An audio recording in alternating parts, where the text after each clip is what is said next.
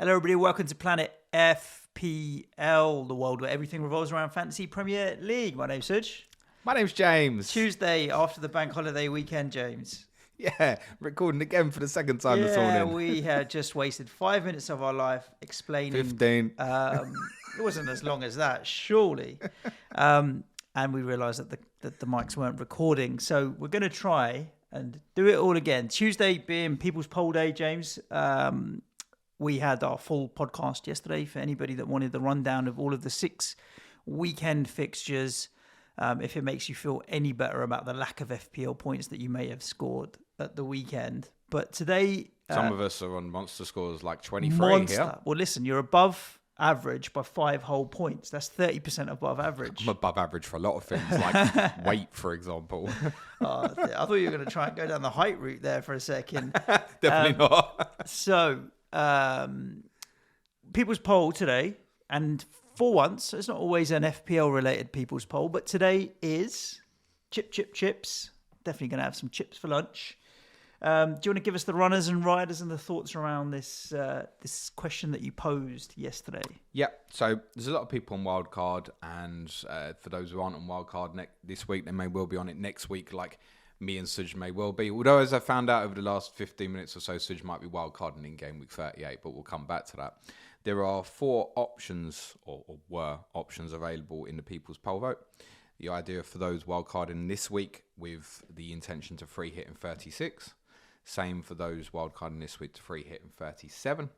Was also the option for those looking at a bench boost in 36 with no free hit left available. But the winner of the People's Poll by a clear distance, and I think this speaks for a lot of the Twitter community movement, if you will, because I guess they voted for what they wanted and what they're doing, is the idea of wildcarding now, bench boost 36, free hit 37. There is a lot in this podcast that is going to be relevant for people who are not on that strategy. For example, Suj and I are wildcarding next week, I think. And maybe we wouldn't have free Chelsea doing it next week. Whereas I think if you do it this week, you're really pushing yourself. You're definitely going to go free Chelsea if you're on Wildcard. Why would you not go free Chelsea next week? I'm not saying you wouldn't. Oh, okay, fine. But you might spread it a little more. Yeah, a little bit, yeah. I think if you're wildcarding this week, you're definitely going free Chelsea, aren't you? Yeah. You almost start with, right, which free Chelsea United. do I want most, I think. No, it's exactly almost where you'd start. Just by virtue of doubles and extra fixtures and what have you. And yeah, like you said, it's relevant for people, even if they're pulling a chip in the last few weeks but don't have their wild card, but trying to maneuver their teams to the best state they can. We will obviously look at the teams. Even for those who are sitting there going, I've got no chips left, this is a waste of time to me. Well, opponent in your mini league might be on this strategy, and it might be worth understanding the sort of thing they may be thinking. Exactly, yeah. Yeah, it's good. We really are like 5 weeks left to the end of the season, 5 game weeks, right? Yeah, and it's a lot of permutations and combinations. I think we're going to see a lot of movement in and around leaderboards with people that are using chips. I'm still not sure what I'm doing, mate. Right, talk to me about this wildcard 38 idea. Well, can nobody ever call us an expert ever again? Nah. Well, the reality is that we didn't know how the doubles were going to lay out. What are you talking about? I told you that about 8 weeks ago. You caveated every podcast with this is probably not what will happen. And we should say, obviously, there's one missing piece of information that will change things a little bit, which is the Man City Wolves game, particularly from a Man City point of view. I feel like it specifically changes things for those wildcarding this week, yeah. Because I think it's really interesting. There's every chance that if the City double ends up in 37, if you're targeting a bench boost, there's an argument to say you go without Man City, isn't there? And which seems ridiculous. Watford at home, Leeds away, Newcastle at home. And just to go on an extra point I said from yesterday's pod, I said about potentially doubts about Cancelo starting this weekend. Of course, he's suspended first leg of the semi-final, isn't he? In the Champions League. So he's definitely starting this weekend. Yeah. As long as he gets through tomorrow night unscathed, obviously. I've got 2 free transfers. So between now and 36, I've got another couple of transfers. So I've got 4 free transfers. There are only 4 players in my team, James, that don't double in 36. David De Gea. Yep. He doubles this week, so he's not moving yet this week. Should I wildcard this week, I'm not going to move him on, but I'm fine to move him on next week. And the others are the 2 forwards in Chris Wood and Breuer. who are the non-premiums. They're more kind of middle of the road. Breuer's almost budget. Ben Johnson, absolutely budget, would be a bench player. And that's it. Those are the only 4 that don't double. You wouldn't want any of them on a bench boost, mate. No, exactly. So I can move them all on, but I can move them all on with free transfers. Yes, but there's also a danger here that the only moves you're making between now and 36 is completely focused on basically your bench boost. Correct. Almost. But then let's look at the team that I have for this week specifically. Yeah. I've got triple Liverpool, Trent, Robbo and Salah. They're staying, and they're going to stay for the bench boost as well. You don't want to sell Mo Salah? No. Just make me feel a bit better. Nah, not at all. I've got double Chelsea as it stands at the moment in Mount and Rudiger, and I'm only going to add to that this week, and I'm fine with them for the double game week. Son and Kulusevski. Kulusevski is likely to go to as a make weight because I need a bit of money, and there's good 4.4 and 4.5 million options. Get a lot more money by selling Son, just saying. You're trying to make me get rid of all my better players. No. I'm just saying you would. But I don't need it. So Kulusevski will go. But then I'm looking at so Schmeichel in for David De Gea gives me a double. I've got 2 double goalkeepers. Dewsbury Hall in for Kulusevski gives me a double. I don't know anyone's going to wildcard without Schmeichel. Exactly. Dewsbury Hall gives me a double. Pookie can come in, and he's good value at 5.9 for Chris Wood. Reece James will come in for Ben Johnson. It gives me 6.1 million still for that forward. Now, if I can't find anything at 6.1 million, Martinelli will go to Gordon, and I'll have 6.8 or something. And then is it Villa, Watkins, or whoever else? So 4 or 5 transfers between now and 36. Some of which I'm going to make anyway because I want Reece James this week anyway. And I'm happy to downgrade Kulusevski next week. You've got Leicester, Liverpool, Arsenal in a row. It's not great. It's not. No, you might argue, but Son and Kane, for example, are captaincy options in 35. Well, and I've got some. They're not captaincy options in 36, but obviously it's a difficult double on paper. Or Salah with a double game week, mate. I'm going to look No, past I him. get that. So Son I've got though. So he covers me off, and every time I've captained him the last few weeks over Kane, he's done me proud. So I don't mind that. Keep captaining him then, mate. Yeah, sure. So I don't have the need to pull the wild card. I'll be using a wild card to save myself a -4 or a -8. Now, what's the alternative? I don't use my wild card. I'm still free hitting in 37 because I've got my heart set on an all-in strategy on Villa, Everton, Leicester, Palace. Hold on. What the fuck? You don't have, no, it doesn't have to be that all in, does it? You But could, I will be. Yeah. And maybe, No, but it could maybe be- Veghorst, Well, who I spent all of yesterday's podcast shitting on. You don't have to go doublers. You Tottenham home to Burnley, for example. You could go I see. 9 with Kane and Son, Yeah, couldn't yeah, you? yeah. Or obviously the Man City double could Might go be, in there, and then might you're going treble City in that Exactly. case, aren't you? So It's going to be all in 37, very all in. Like 9 out of 11 still pretty all in. So if that's the case, then we get to game week 38, and I can go all in again in game week 38. Like a good example is if I wildcard the way or maneuver my team the way I'm talking about, I'll only have Son from Spurs. You'll have Norwich on the last day of the season. You might need to win to get top 4. You think you're not going to slap them 4 or 5-0? I'll go triple Spurs all of a sudden. probably not. No, exactly. Probably get beat. It might be the case for Liverpool and City going for the title. I don't know. Or Everton may need to win to stay up. Like I can go all in again on teams with a lot to play for with decent fixtures. It gives me basically gives me 2 free hits, 37 and 38. This is crazy. And for the sake of a -4 or a -8, I don't mind that in the last week. So are you right? Let's put it a different way then. You've drafted a wildcard team. Correct. If you were wildcarding now, how many players are the same as what's in your actual team now? That's a good question, 11. James. Don't be silly. You're not telling me that if you wildcarded now, you'd only change those 4 players. There's nothing else you'd want to change. Foster's the best cheap doubling goalkeeper. Yeah. I'm not selling Rudiger, Trent, Robbo, Cancelo. Cancelo you can put brackets around because we don't know about the double. But in theory, I'm not selling him. I'm not selling Salah. I'm not selling Mount. I'm not selling Son. I'm not selling Martinelli. And I'm not selling Emmanuel Dennis. That's 11 players, mate. So, or 10 players. Come on, but mate, you're going to go down 10 players. FPL folklore. FPL content creator wildcards in game week 38. Mate, you're not doing it. If I hit the 100 club in game week 38, I want a fucking statue. I was going to ask for a trophy. Fuck that shit. I want a statue, mate. But would you wildcard now for the sake of a -4, or a -8? That nah. No, but you wouldn't just do it for also, a -4.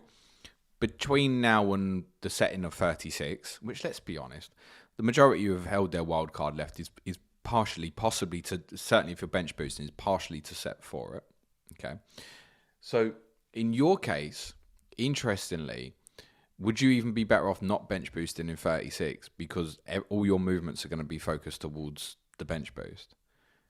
Like, how does it look if you bench boost this week, for example, then perhaps wildcard and go things like Gelhart and Greenwood up front and forget it? All of it doesn't make a difference because, like I said, the players that I am switching out for that 36, Ben Johnson, Breuer, Chris Wood, and Kulusevski and David De Gea, I can all do next week. So I'll get your fixture against Brentford and I'll move Kulusevski on. I'll get De Gea's double and then I'll move him on. Chris Wood, I'll get the Norwich fixture, then I'll move him on. So because they're all fringe players around the edges, it's fine. Like I'm not messing around with the core of my team for 34 or 35. It's the bench the bench of the changes that I'm making. So when you're talking about am I making moves just for 36, too focused on the bench? Well, it is because it's the bench that I'm changing. I'm not breaking the core of my team to allow me to do that. All right, we're going to come back to this wildcard 38 idea on Friday's pod, I think. Sleep on it for a few nights. I just want to know when the City Wolves game is. Don't we all? Because that makes a big difference. It's going to be up to Sky. I think slightly more likely 36, but there will be zero surprise if it's put into 37. It will be the Wednesday in 36 or the Thursday in 37. It'll be one of the two of them, and it will just be up to Sky what they want to do with it. I wonder if they may wait for these midweek fixtures to go. And for those on wildcard now, that's possibly going to lead to a little bit of panic. If we're sitting there on Thursday night and we still haven't got an announcement. The announcement should be this week, but there's no guarantee. Sure. And that's gonna, I think at that point then, I mean, you go with, I mean, you could still go with City players who've got the single and stuff, but if you're aiming towards the bench boost, it's scary, right? Because you know City's fixtures, Newcastle at home, and the asset you have might not play. Yeah. It's simple as that, isn't it? Anyway, let's focus back towards the idea of those wildcarding now and obviously once bench boosting 36. I have on my own personal spreadsheet, which is shared with our patrons, my own fixture ticker. It's not copied from any other site or something. It's just personal. It's my own opinion in terms of fixture difficulty rating. And what we want to do in the first instance here, I think, is remove a load of teams from our thinking. Suj, can you guess over the 4 game weeks? And this is so removing game week 37 from the fixture difficulty, because under this strategy, this is based on free hitting in 37. I was going to ask you, can you guess? But actually, you're looking at it right in front of you. What a wanker. YA, man. Chelsea obviously by far come out as best on the FDR, and I thought you were going to ask me who was worst for a second there. I thought we were eliminating teams, which is why I went with my YA, man. Unbelievably, it's not West Ham, but that's because you've got Norwich in there at some point on the fixture difficulty. So this is what I'm saying in the first instance. I think if you're wildcarding, you're going free Chelsea, aren't you? Yep. Would you have a preference in your mind if to pin you down now? Which 3? Rudiger, Mount, because I'm boring and I like the reliability. Yep. And I'd go Reece James, I think. Okay. I think people will worry about James's minutes. I understand that.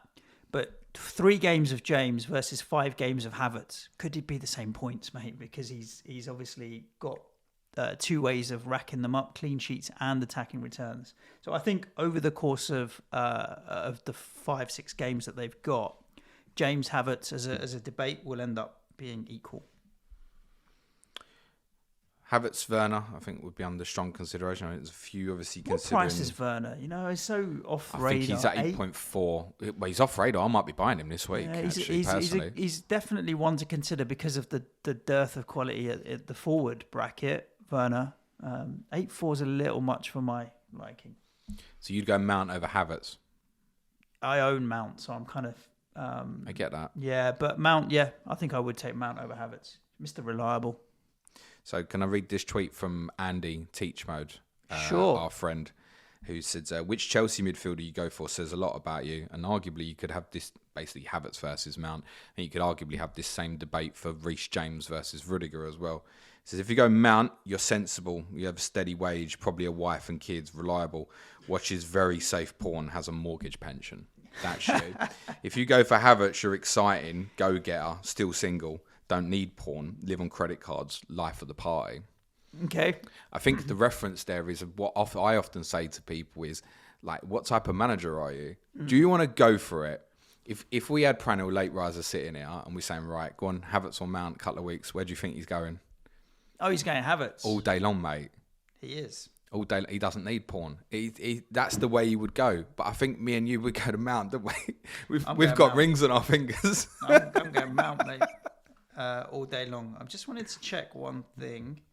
Go on then. Right. Mason Mount this season, 144 FPL points. Yeah. Kai Havertz, 93. That's 51 points almost between them. Yep, get that. But we've seen some real hauls from Havertz recently, haven't we? Sort of Burnley away. And we Norwich haven't away. from Mount? No, we have. Mason Mounts have arguably been bigger, haven't they? And more concentrated towards 12 specific and 14, defenders. And that's it from Havertz. Two hauls, a 12 and a 14 that were back-to-back. Mason Mount, 19, 13, 13, 12, 24. That's 5 hauls from Mason Mount this season versus 2 from Havertz. And almost all of his hauls are bigger. So it's also you're worth on the saying, bigger upside, and this guy's had more hauls. No, I get that. But like, if we go back to, if we look at, say, the period of, in fact, if we look basically at the whole season of Kai Havertz up until basically game week 26, he's been very interrupted. Like, he's not had consistent run, and also his positions all altered quite a lot. Now, I think we have denied to say he's Chelsea's first choice number 9, if you will, for flexible position. But I think you know what I'm trying to say. And in that period, his returns are 2, 14, 12, 7, 2, 6. So if you look at the combined rolling of 2 fixtures in a row, his smallest return is 8. Mm-hmm. So that, I mean, that's decent, right? Yeah, he's not a bad pick for anybody that wants to pick Kai Havertz. But I'm sticking with Mason Mount. No, I get that, and that's absolutely fine. Whereas you look at some of Mount's rolling weeks, I mean, as little go as 29 and 31, 2 and 3, 5 points. Mm-hmm. So I think the suggestion is there, and I would agree with this, that if they both started twice, then I think Havertz is more likely, let me put it another way, Mount is more likely to completely blank than Havertz if they both started twice. The flip of that is, yes, Mason Mount is probably a little bit more likely to start twice. Yep. I get that. Anyway, I thought that was a decent reference from Andy, if you don't mind the porn reference. Manchester City. So we don't know where this Wolves fixture is going to go yet. It really is an either or. Either way, even if the Wolves fixture doesn't go into 36, they're still going to land quite near the top of the fixture difficulty rating. So why not just go with them anyway? Well, if you're aiming towards the bench boost, it's the same fear, isn't it? That these guys aren't. I go with a Cancelo. Oh shit, he misses Newcastle at home after a Champions League semi-final against Real Madrid 4 days earlier or something. But you wouldn't think so, right? You would think if City play Newcastle on a Sunday, 4 days after Real Madrid in the Champions League, and then they've got the midweek afterwards free, they pick the strongest team, don't they? Yeah. The likes of Cancelo definitely doesn't get benched. The forward players, I mean, it's just up to Pep, isn't it? Whether he goes Mahrez, Foden, Sterling, whatever. But a Cancelo would be locked, right? So why would we have a problem with bench boosting with Cancelo? No problem. We shouldn't. But if it goes into 37, I'll probably go Cityless. Okay. Is that mad? Watford, Leeds, Newcastle, 3 fixtures in a row. And we're now saying that if he's fit, Cancelo definitely plays Watford and Newcastle at home. I bought Cancelo at such a cheap price, like 6.6. There's that as well, yeah. That it will screw me. If I sell him and then in the free hit, I'll have that much less budget. So it's like, do I want to sacrifice $500,000 in team value because he's playing Newcastle and hasn't got a double? I'm not willing to do that, I'm afraid. I want to keep that team value, especially if I want Kane and Son and Salah in the last game week, you know? Well, you're Wildcard, don't you? In 38, I need that money, mate, for my Wildcard. I need that money. And that's worth saying as well. Obviously, even if City did double in 37, presumably you'd probably keep Cancelo on if you were free hitting then. But then it's Villa at home 38. So actually what you're looking at from Cancelo as part of the singles is Watford at home, Leeds away, Newcastle at home, Villa at home. Tidy. He should probably stay, shouldn't he? Of course. What about other City players, though? Do you? Oh, Jay. What? You okay there? You haven't just put the safe porn on, have you? No. I don't know. It's the worst question. What about other City players? That's why I might only go Cancelo. I don't want to. I'm the same. I don't want to bust too much budget. The only one that I feel safe. There's only a couple that I feel safe on. Edison, of course, but I'm not going to be doing that much money on a goalkeeper, I'm afraid. And Kevin De Bruyne, and I'm not selling Salah, so I can't get to Kevin De Bruyne. Yep. I might just bypass it. All the others, you'd love a cheeky punt on a Mahrez or a Foden, but it's too unreliable for me, so I'm not going to bother. No, I hear you. I'm possibly the same. I think I'd see a growing trend of people wanting to go Foden. That's fine. You've probably not got the wedding ring. You're taking more of a gamble. Exactly than us, I that, think. mate. It is. Same thing. You get what you pay for want of a different term, because there is the nervousness. I think especially if it's a single as well. If it does turn out to be a single, going with someone like Foden, I think, I'm bench boosting and he really might be a zero. Yeah, I think, I can't stand that personally. Whereas with Cancelo, we're sort of identifying. Even Laporte doesn't feel that safe now that Diaz is back fit, and Nathan Ake's actually played quite well for Manchester City the last few games or so, but I think City would certainly go with whatever Pep believes his strongest team is for Newcastle. Leicester's a headache, isn't it? That's why we're all going Kasper Schmeichel, isn't it? Schmeichel, Maddison, Dewsbury Hall. You that confident? Yeah, all three. Those are the only three that I would want to go for. The real kicker with Leicester is, and there's a couple of things you need to be aware of. One is, if you're wildcarding now, whatever you go with, are you, depending on how many budget players you got, so let's say you go with Maddison, Iheanacho, are you comfortable with them playing away to Tottenham in 35?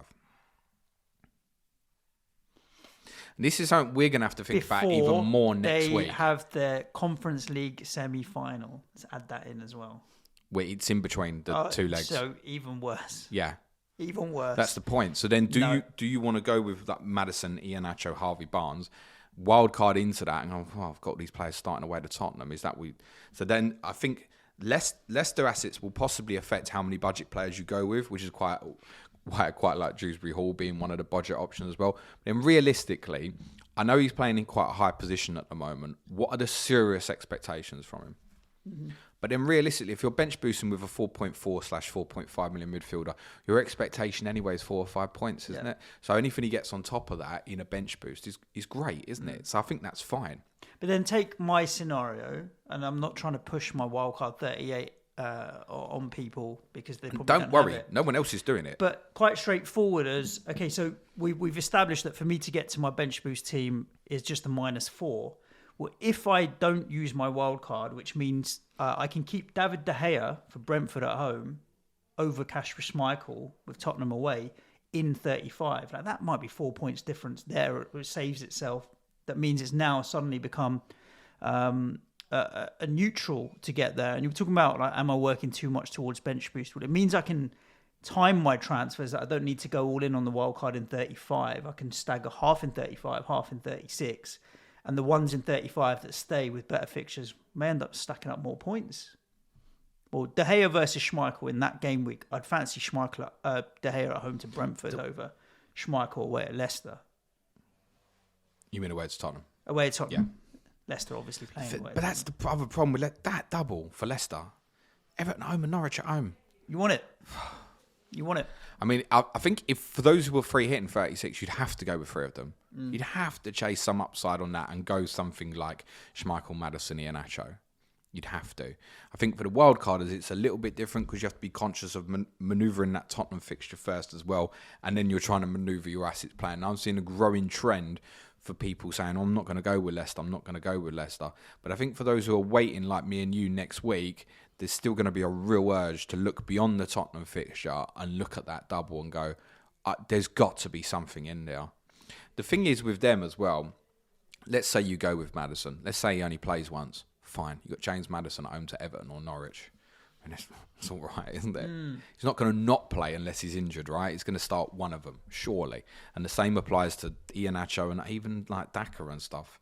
So I think you can still go down that route. I'd just be conscious of investing too much in them. It's the other reason, actually, just as a side note, why I quite like Schmeichel Foster is, for me, the obvious combination. If you went with that now as a goalkeeper pair, and you've got Villa at home this week, You don't have to play Schmeichel at Tottenham. You can play Foster at home to Burnley in 35. Then you got both for the bench boost. Obviously, you free hit 37. You got Schmeichel at home to Southampton 38. Yep. So even the rotation between those two, and you're spending prox 9 million on the 4-9 position. and 4-1. So yeah, exactly. That feels better rather than saying, "Oh, I want the extra City player. I'm going to pay an extra 2 million for Edison. Spend an extra 2 million on that position just because you don't want." None of us expecting returns from Ben Foster, but actually using Ben Foster at home to Burnley and in a double game week, which is not the worst double for Watford. It's Palace away and Everton at home. Like, there could be something there. I don't think you need to waste the money on a position. Yep. To be honest, they're probably the two players I'm most certain of being a wild card. As long as they're fit, I can't. It's another real consideration. You look at the keepers that say priced under 5 million. I think you could go something like Schmeichel and Ramsdale, for example, or you could go Ramsdale and Foster. There's different ways of doing it, but I just don't see the need to spend the money there. You only have a budget keeper with a double. I mean, it's Tim Krul. What am I going to pay 0.4 more for Krul than Foster? Foster. Forget about it. Yeah. The only thing with Krul and Schmeichel is arguably two of the best at saving penalties. Yeah. Which is interesting. A few other teams just to mention in terms of really good fixtures. One I really wanted to mention because they don't have a double. And yet I've got them full for my fixture ticker for game weeks 34, 35, 36 and 38. And it's Southampton. 4 remaining fixtures if we exclude 37's fixture against Liverpool, remember, because if you're free hitting. So it's Brighton, Palace, Brentford and Leicester. It's a decent run. And I've said this to a few people, like you can carry through people like James Ward-Prowse, for example. But if you're wildcard, you're ignoring this, aren't you? I wouldn't be looking at Southampton at all. But why, when they're so decent on that fixture run? Because I don't agree with your fixture ticker. That's fine. Brighton away. Brighton just beating Spurs and Arsenal. They're in a bit better form. Also drew at home to Norwich. Crystal Palace at home. And Palace have given some teams not some so tough great games. away from home. Yeah, but I still, it's not going to be. Says an the easy guys game. who are probably going to get 3 of them on free hit and 37 for 2 away fixtures. He's not. It's not that great. And then Brentford, I can understand. Leicester away last day of the season. I mean, it's good, not great. For me. I hear you. Breuer, we know it doesn't. Like FPL points. You could keep Roger, the points dodger. Nah, not for me. He's moving on. I just don't know where you'd go as well. Like Livramento is not in the team at the moment. Yeah, that's right. Go from Roger to João Pedro. You're not going to go look at the goalkeepers. Ward-Prowse, you could have, but that you could argue the same case with Ward-Prowse regardless of fixtures. Like whatever there is, he ticks along nicely. The fact that fixtures are good or not, he ticks along nicely. I just think psychologically, if you're moving towards a bench boost here, then you're ignoring them. Correct. I think if you were doing it without the bench boost, so if you're wildcarding now and perhaps still free hitting 37, I think you can still consider the likes of James Ward-Prowse because those individually, those 4 fixtures, Brighton, Palace. You could bench him at Brentford. Brighton, Palace, Leicester. It's all right. It's okay. Liverpool, I don't think we need to. It's just which ones do you want, isn't it, in terms of preference? Yeah. But I think there are more Liverpool assets available than normal. Mm-hmm. I think we've got Diaz, Salah. Three, arguably 4 defensively, because Joel Matip's name will keep coming up if people are trying to force more money into the forward positions. But I think that's a little risky, personally. I think go for the other. I'm seriously considering going to treble again now of Trent, Robertson, and Van Dijk. When I do it next week, I'm going to think about that a lot. Obviously, you've got Jota, you've got Salah, Mane's differential, right? Diaz. So you've got a good sort of 6-7 core options you can pick from Liverpool. And normally we spent most of the season debating between 4, haven't we? I think. Yeah. I think Van Dijk. I might even captain Van Dijk in 36, actually. If I get there and I decide, you know what, I want to punt someone for wildcard who's completely non-owned, I'd consider him. Because his ownership will remain low because of the other 2 defensive assets. What do you do with United if you're wildcarding this week?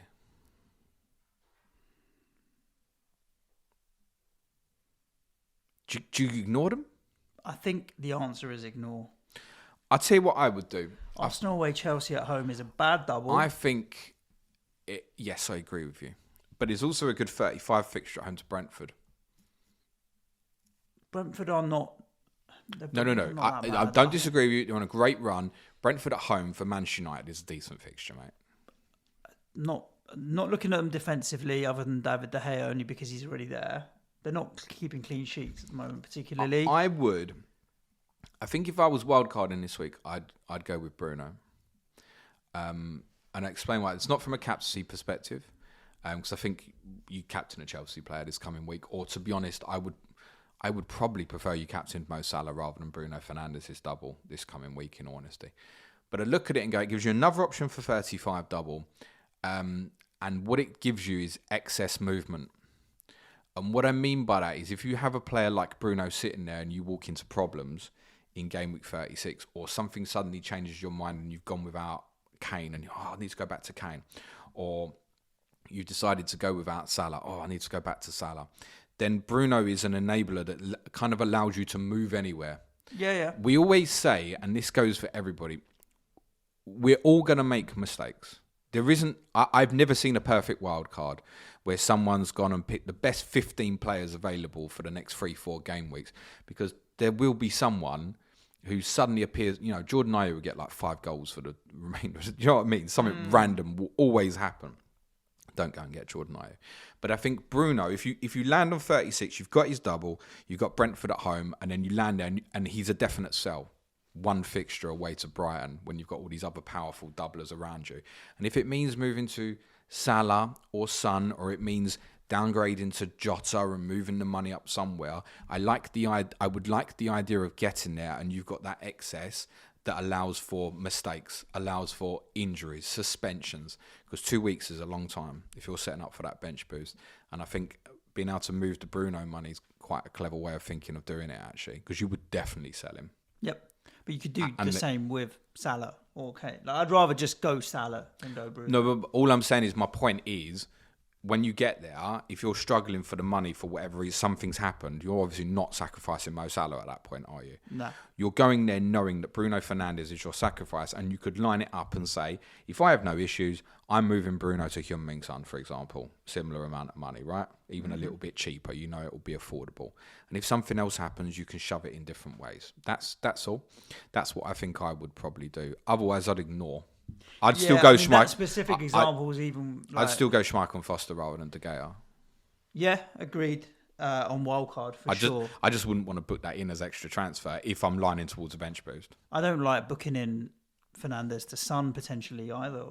Just looking at that, I'm like, okay, I'm moving off Fernandes, but I'm buying Son before Liverpool and Arsenal in the double. You're selling for Bruno Fernandes before Brentford at Brighton away, and then you're setting it up better for that final day, as you said. I don't mind moving off Bruno Fernandes, but there's like probably at least 4 or 5 other players that I think have got a better double and more worth it than Son would be at that point. You might want to go to another Chelsea attacker if you haven't got 3 already. We might have confirmation on City's double, in which case you could even go Kevin De Bruyne, yeah, exactly. And that's a much better move than imagine that. Imagine we don't get the Wolves Man City information, and you leave Bruno there as the placeholder for the Man City midfielder if it does happen, and if it doesn't happen, you revert back to Son, for example. Yeah, Salah's always there as a backup, and that's one transfer. See, if you block it in for Kane, that's 2 transfers, obviously because of the positional change. But yeah. All right, I just want to go through a few teams that I think are probably the definite avoids. I think Newcastle. Despite the fact, obviously, Bruno Guimaraes, that's brilliant, and it's Norwich away this weekend. The fact that it's Liverpool at home, you do not want Newcastle players away to Manchester City as part of a bench boost. Let's just be really realistic about that. So I think Newcastle you go without if you're looking to bench boost 36. I think Brighton as well, despite the 2 brilliant results recently, I think would be a fairly obvious avoid. Manchester United as a single in 36. West Ham, it's complete avoid, isn't it, Suj? Including Jared Bowen, I think, isn't it? Complete avoid. It's complete avoid. However, for those that still own Antonio, I will do the customary pre-Norwich game week 36, letting you all know how tired he is. Yeah, and watching people buy him, and then he actually is a sub because you're rotating him after the Europa semi-final the Thursday before. Form says 4 goals. Yeah, the Norwich fixture obviously still appeals in 36. There's the historical of the big Antonio haul a couple of years ago, and Bowen's big haul against Norwich earlier this season as well in the earlier West Ham double. But it's Chelsea away and Arsenal at home the next 2. You've already said you don't give a shit about the Arsenal fixture because it's sandwiched in between the 2 legs against Eintracht Frankfurt. So if you're wildcarding it now, do you even want there's got to be better options. And I know he's one of the best assets in the game in terms of his value. I just don't think you want Jared Bowen. And no guarantee that, I mean, there's every chance, depending on how you sit when you get to the Norwich fixture, if Europe is gone, or let's say even you've pulled away from Wolves at least, that you might not even be asked for that one maybe. So I think West Ham's probably a go without, unfortunately. Brentford, I think similar. Tottenham and Manchester United, the next two fixtures. Their single fixture in 36 is Southampton. They do finish with Leeds at home. Might be the sort of one for your 38 wild card. Ivan Toney at home to Leeds, game with 38. Go Brian and Bumo, mate. You'll feel better. You'll certainly be in the bar afterwards either way. I think Burnley you probably go without. Yep. Despite the fact 35, 36, 38 fixtures are not bad. Watford away, Villa at home, Newcastle at home. I think you go without. The only other one that's got a single I think is worth a mention is Palace. And I think they're worth a mention specifically for Mateta. They have Watford at home in 36 as a single. They have decent fixtures before that. Leeds at home, Southampton away. And we can get blinded by the double here, can't we? The Dennis, the João Pedro. Hang on. Mateta's got Leeds at home and Watford at home in 2 of the next 3 and Southampton away. You know what my only concern would be in terms of going Mateta over the Watford players would Rotation. be... Yeah. There's no reason to think that he's not first choice now. But we've been here before. Remember when everyone bought Edouard? Not everyone, but so many people bought Edouard. And he didn't even start for like any of the next 4 or something. And I think coming towards the end of the season, there's every chance Palace will change that up. Yeah. Mateta would not probably be in my 37 ideas at the moment, arguably. I'd arguably look at like Zaha and Gator or something like that if I want a free hit and go for Palace players, then wait and judge. I mean, if you're wildcarding now and going Mateta, that's going to scare you. And of course, if he's then out the team, you've got a big problem because where are you going from it? Yeah. You're going to the likes of, João Pedro, or you're coming down to Gelhardt. Talking of which, before we finish up, I want to highlight some budget options from those who do have doubles, because at the end of the day, if you're aiming towards a bench boost, your 4 weakest players are going to be on the bench. I think we're in agreement that Ben Foster's probably going to be the template bench boost goalkeeper, isn't he? Yes. Yeah, with Kasper Schmeichel first choice. So defensive players, and this is the problem, there's not much to consider. When you look at those who've got doubles and budget defensive assets, I think historically, most of us would probably play 3-4-3 historically. And historically, your bench boost is 2 kind of 4.5 million defenders and a 5 million midfielder, something like that, plus cheap. So if you're going that way, and that's the way you want to go, and it may be if you kind of put off Chelsea and if City don't double for whatever reason, then you begin to look at players like this. Ben White at Arsenal, 4.6. Cedric feels a bit too risky at the moment. 2 Tottenham players, Ben Davis 4.4, Emerson Royal 4.5. Can I be honest with you? I get so many questions. Is he staying in the team? Is he staying in the team? Yes, I think he probably does. But genuinely, I'd go Ben Davis. You're not going to start him in many of the games. You want the player that's going to start 2 in 36. But then it's Liverpool and Arsenal. Is that what you want as part of your bench boost? A Tottenham defender with those 2 fixtures? Difficult. There isn't anything else. Like I marked down Brandon Williams at Norwich. If you're wild carding now, you ain't going with that. Giannoulis has played the last couple of games, and I realised Williams was ineligible at the weekend, but no guarantee he gets his place back. The Leicester guys, like Fofana's 4.3 or so. Too much risk already. Jesus. I mean, Justin it's just Thomas a mess at the moment, isn't it? So Thomas, there are 2 brilliant real budget midfielders who have doubles in 36. Those are Dewsbury Hall we've mentioned, Anthony Gordon we've mentioned as well.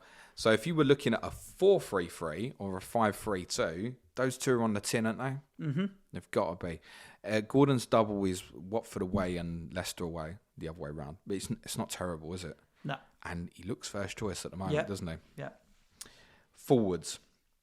So this is really unusual because I think most years we get here, and again, we wouldn't have forwards that would be part of our 3 weakest players. That's definitely the case this year. Nearly everybody who bench boosts, unless those who do the kind of wankhousery shit, who have their 3 weakest outfield players on the bench, at least one of them is going to be a forward. Unless you go for a front 3 like Watkins, Kane and Iheanacho, for example. I think even the likes of Pookie would probably be in people's worst bench boost teams. So Pookie's 5.9. I mentioned the 2 Watford players. Dennis João Pedro. I've mentioned Mateta. The other one I wanted to mention was Gelhardt. It's 4.6. Leeds do have a double of Arsenal away and Chelsea at home. If you thought he was going to start, you'd take them 4 points now, wouldn't you? And save the money. I don't think you need to go that cheap. So what forward line are you thinking? Pookie. Got it in front. You said it to me. I need to find another. Dennis and another. So I've looked at setting up Wildcard in 3 different ways. You don't have to do this, but I just want to give you an idea in terms of how this may affect specifically the bench boost in 36. I've looked at setting up with a heavy front line, a heavy midfield, or a heavy back line. So I just want to talk to you about how this may work. So heavy front line. I think the heaviest towards you'd end up with is something like Kane, Werner, and Iheanacho or Watkins, for example. Kane for sure, yeah. Werner, you could go as obviously one of the Chelsea assets at the moment, and then Iheanacho or Watkins, kind of similar value at the moment. Iheanacho may be preference because of that particular Leicester double, but I want to come back and talk about Aston Villa very briefly at the end as well. So if you're going with that as a heavy front three, the one beauty of that is you're taking away the idea of the Dennises, the Pookies. Do you know what I mean? In terms of what your actual bench will look like for 36, you're probably going to be picking from stronger teams. Of course, that forces you into taking more budget options. And I think it forces you to have sort of 4 players at sub under 5 million. So I looked at, if we wanted to go strong, let's say we went with the idea with this of the 1 premium. Let's just say we went with Bruno as the placeholder for Heung-min Son, for example, or to shove them funds around. Go Mason Mount, for example, or Kai Havertz, popular at the moment, obviously. Let's say we're still going to go with Saka. I think if we was to go no Liverpool from the attack there, you definitely want to go at least double defensive. So let's say Trent and Robertson, and let's say Reece James, okay? Then we've not got a lot left if we assume we're going Schmeichel and Foster. Yep. For what's remaining, we need to go 4 players that are quite cheap. So I think we could go perhaps Ben Davies and Ben White, and we could go Anthony Gordon and Keenan Dewsbury-Hall. And I think from that, in terms of starting 11 in 36, we'd probably take Ben White. Home to Leeds, away to Tottenham from that. So your bench boost would be Foster, Dewsbury-Hall, Gordon, Ben Davies. We happy with that? Dewsbury-Hall and Gordon and Foster, yep. Ben Davies, not so much. Not massively, but I think there are alternatives there anyway. It's worth remembering as well, of course, in the case of, say, Ben Davies, if you were to wildcard someone like that now, Brentford away this week with that setup, you could pick him rather than, say, White versus Man United. You could pick Davies at home to Leicester, and you could have Davies final day away to Norwich.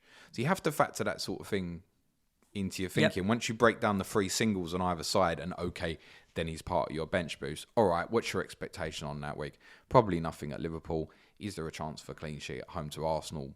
Yes, possibly. Attacking returns, none. Arguably, he'd be the 15th man. Yeah. So I've also looked at going with a really heavy midfield. So I've done this based on kind of template-ish at the moment. So let's say we went Salah and Jota. Let's say we went Mount from Chelsea over Havertz because of ownership at the moment. Let's say we went with Saka from Arsenal, and let's fit Heung-min Son in there as well. That's a strong midfield 5, isn't it? Yep. Okay. Let's say we go Trent. It'll be difficult to go without him. It's just exceptional. So let's say if we're only going with 1 Chelsea from that midfield, let's say we go 2 defensive. Let's say James and Rudiger, for example. Let's add in Davies and White again as the 4th and the 5th players defensively. That would leave for the front line 3 players under 6 million. And there's every chance then you're ending up with a front line of something like João Pedro, Emmanuel Dennis, and Timu Pukki. Can you pull that team up again? Yep. And read all 15 names, just interestingly. Schmeichel and Foster. Schmeichel, Foster, Rudiger, James, Trent, Davies, White, Saka, Son, Jota, Mount, Salah, Pukki, Dennis, João Pedro. So I was lined up with Pukki and Dennis, Salah, Mount, Son, Martinelli, and Dewsbury-Hall. So there's 2. You've got Saka over Martinelli, and you've got Jota over. Yeah, I mean, you could. But then I've got Rudiger, James, Trent, both the same goalkeepers. Like, is it 9 or 10 of that team is similar to what I have. Depending on what you have, if you've got more money in the bank, I mean, I've probably got about 103 million roughly to play with, basically. But if you're kind of near 104, you could go Martinelli instead of Saka, for example, of course. And then you could bump go up Ben White, Dennis to Iheanacho, for example, perhaps, or Watkins. So with that, I think you're looking at a bench boost then of arguably, would you say Pukki better than Dennis and João Pedro? Yeah, I like Pukki at the moment. He's in form. He's ticking along nicely. Decent. I like Pukki. So your bench boost then probably becomes 3 Watford, Foster, Dennis, João Pedro and Ben Davies. You're happy with that as a bench boost? Yeah, it's fine. I mean, I'm going to have two Watford. I'm going to have 2 Watford on the bench boost, Dennis and Foster. So I think 2's fine. João Pedro's the other one you're going to chuck in. So be it. There's no value of that forward line. So no. So I think the most interesting way to go, arguably, would be really heavy defence. So let's say if we went with my potential idea of the treble Liverpool defence, so Van Dijk to go with Robertson and Trent, stay with Schmeichel and Foster, and let's say we go Reece James and Cancelo. Bang. Proper power. So I think we want 2 other Chelsea. So let's say we go Mount and Werner. Let's use Bruno as this potential placeholder again. Let's put Kulusevski in as still a decent Tottenham, which is great value, isn't he? 6.3 or 4, I think he is now. And let's put Dewsbury Hall in there as an enabler. That still allows us to go Watkins and Pukki up front. Now we look like we've got a proper bench boost team. So if I read this 15 names out to you, Schmeichel and Foster, those back 5, none of them would be one of your weakest players, would it? no. Not treble Liverpool, Cancelo, Reece James would all start. Fernandes could obviously become Son. Let's say it's Son. Saka, Mount, Kulusevski. Dewsbury Hall would definitely be one for the bench. And we've got Werner, Watkins, Pukki. Now we look stronger, don't we? A little. There's more balance. I definitely think there's more balance. It depends how much faith you have in someone like Timo Werner. Yeah, I get that. I mean, it doesn't have to be Timo, but that could be Iheanacho. That could be Iheanacho, and you could make Dewsbury Hall Martinelli. Yeah. And then you've got no enablers at all. And it's one of the things I'm considering. Because I don't want to end up in that position, I don't think, like that. I'm bench boosting with, 3 Watford players. 2, okay. 3, don't want to be there. And I don't even think I want to bench boost necessarily with the likes of Dennis and Pukki necessarily. So I quite like this idea of a setup. Now, there's one glaring absence from this. Let's say Salah. Son is our only premium. We've got no Liverpool offensive. We've got no Manchester City offensive. Certainly, obviously, no Kane. There's certain things obviously missing. But how do we feel about captaining these defenders for the run-in? Like, why not captain Trent Alexander-Arnold in 36? Why not captain Cancelo if he's got a double? No problem. Double game weeks are absolutely littered with these defenders. They always end really up well. with 12, 10, 12, 15 points, which is always tiny. Would you, if you went Son on this from the start, would you be comfortable captain Son at home to Leicester in 35? Yeah. He's one of the considerations I have for captain. Would you be comfortable captaining one of those defensive players in 36? Yeah. You'd be comfortable captaining Son at Norwich 38, wouldn't you? Yeah. Especially if he's up for Golden Boot. And then obviously this week you could captain one of the 3 Chelsea players, James, Mount or Werner. So do you need Salah? I'm not sure about Werner. That's the one consideration. No, but listen, you can do that differently, right? You can go Havertz and go a different way about it, or you could go Rudiger and cut one of the Liverpool players off. Yeah. You could cut Trent off, go Rudiger, and go, instead of Mount, go Jota or something, for example. There's different ways. And a lot of the decisions right now on combination decisions. So if someone says to me, for example, would you rather have Pukki or Watkins on Wildcard, for example? Well, there's 1.5 million difference between the two. Does that it then becomes, for example, say Pukki and Saka or Martinelli and Watkins, right? Everything becomes kind of a 4-player decision, because for when you're doing it like that, if it's something like Dewsbury Hall versus Gordon, then let's pick your own, isn't it? Whatever you fancy there, I think, for example, because they're at similar value. I like this. I really like this idea of this setup of the absolute power defensively. I think is stronger from the bench boost. The only issue with that, of course, is the amount of money you're then investing in the bench is a lot higher, than, say, if you go down the other routes of, say, the likes of Ben Davis, Ben White, that kind of thing.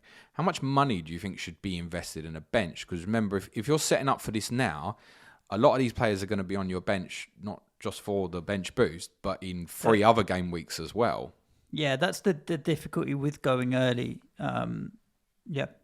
I mean, if you look at it, they're 36 and just 38, then it's only a couple of game weeks, which is why if I just manoeuvre towards mine and use a wild card in 38, James, I don't leave too much money on the bench. Well, I do for the bench boost, but not for anything else. I think ideally the amount of money you'd want on the bench at this stage of the season would be somewhere around the 18 million mark for a bench boost. So let's just say 4.5 million times 4, roughly, about 18 million. Because obviously there's players you can get cheaper than 4.5. The problem is there aren't many, say, particularly defensively, there aren't that many that are of use. But I think ordinarily that's where we'd be at. We'd be at sort of 4.2 for a goalkeeper, a couple of 4.3 defenders, and perhaps, like I said, a midfielder at 5 or a forward at 5, for example. Now, obviously, with this setup, it's going to be more. It's going to be more like 20 million sitting on the bench. But then it allows you rotational options, right? Talk to me about Villa. Because obviously one player that's a decent price but hasn't got a lot of mentions, but also doesn't fill me with a lot of joy is Ollie Watkins. But he's one that I think people should be considering. Yep. Why? Well, I think there are 3... We're going to free hit in 37. I think with Burnley at home, Palace at home, ideally we'd go with 3, wouldn't we? Yeah. I mean, they definitely, the second game against Liverpool, they're going to roll over. Are you suggesting that Steven Gerrard might intentionally slip for Liverpool? Of course he will.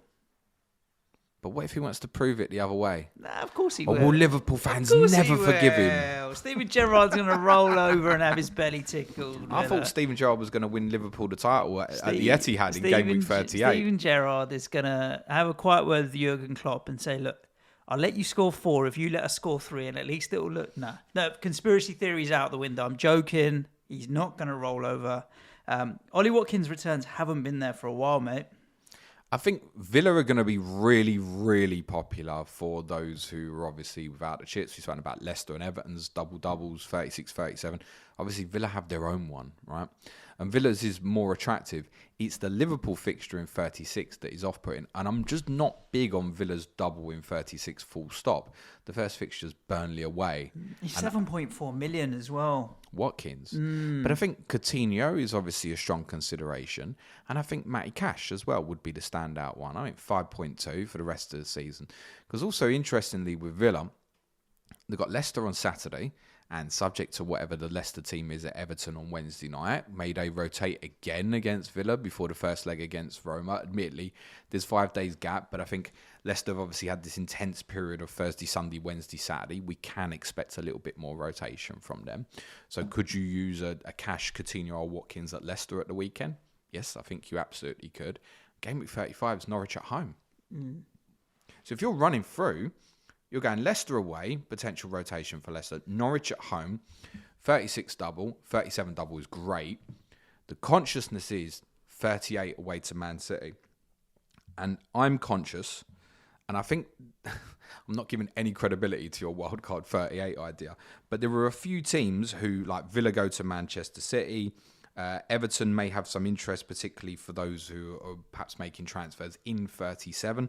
They go to Arsenal in 38. Few of us may be having these Watford players as part of the bench. Dennis, João Pedro, Ben Foster. They're away to Chelsea. So there are some bad 38 fixtures for some of these assets that we're carrying through.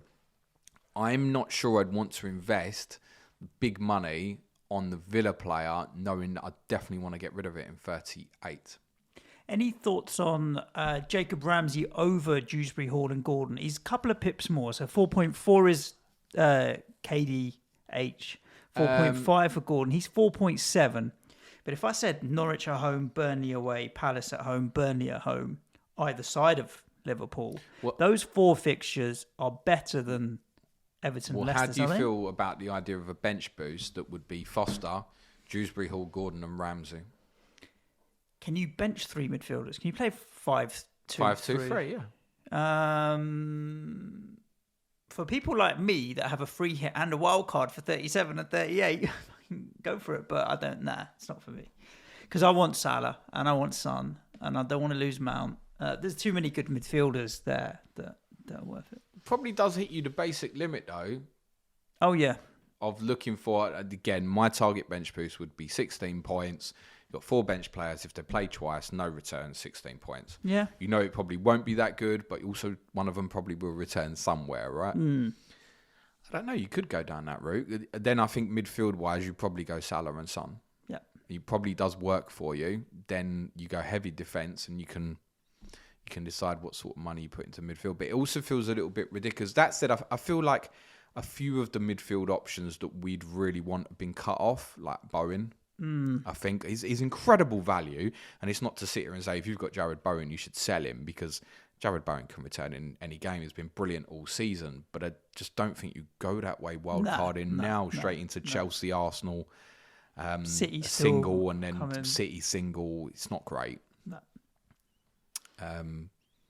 Which is interesting because I think a lot of us were sort of thinking, I want Bowen, I want Saka or Martinelli, I want Kulusevski, then I want the 2 big boys with it. And actually, the bringing forward of the Chelsea doubles made you think, I definitely need probably one Chelsea midfielder, unless you go with like Werner, James, Rudiger, for example. So, there's loads of different ways to play this, which is good. Yeah, indeed. This is going to be an interesting last 5 weeks of the season. We're drifting towards this, but it is kind of game time now where people got to get off the pot or piss. One or the other. Are we going back to Teach Mode's tweet here? Or? Indeed, we are. Do you know, we were talking about wedding music. I noticed earlier, because I trained yesterday in the gym, fight gym. You don't know where your ring is? No, I know exactly where it is. It's in my gym bag. I can't wear it when you're fighting because you will hurt someone. And I'm just thinking, today might be the day to do it, because if I'm not wearing it, it's at home, I need to go and get it. I can do some crazy stuff, can't I? Back to that tweet anyway. Yeah, exactly that. No, thank you, Andy Teach Mode, for that. But I'm going to go home and put it on. I don't think Andy was expecting us to read that tweet out. And get back into my safe mode, because that's where I'm happier. From Teach Mode to safe mode. Indeed. Listeners, thank you for tuning in. I hope you really enjoyed this chip chat. It's been fun. Been able to run through so many possibilities there for you. Of course, play it your way. If you've got your own ideas, do chuck them in the comments on the tweet, in the comments on YouTube. Do what you got to do. Smash a like, subscribe, follow, do what all the cool kids do these days. And if you want access to James's planner and a community of people to share your ideas with, you may want to consider joining our Patreon, where we have a Slack community and all sorts of tools to help you with your team. Other than that, enjoy the sunshine and stay safe. Ciao for now. Play it your way, guys. We'll be back with Sky Fantasy tomorrow. Cue music, please, man child.